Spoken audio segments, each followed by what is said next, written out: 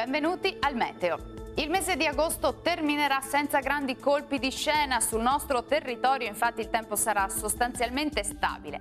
Ma vediamo la situazione di sabato 31. Sul Veneto avremo maggiori spazi soleggiati al mattino, poi con il passare delle ore potrebbe verificarsi qualche temporale sulle Alpi e localmente potrà bagnare anche le pianure, specie quelle più occidentali. Migliorerà ovunque già in serata. Temperature stazionarie minime tra 20 e 25 gradi, valori massimi compresi invece tra 31 e 33 gradi. Anche sul Friuli Venezia Giulia avremo più sole nella prima parte della giornata, dal pomeriggio però non si escludono i consueti acquazzoni come vediamo sui rilievi.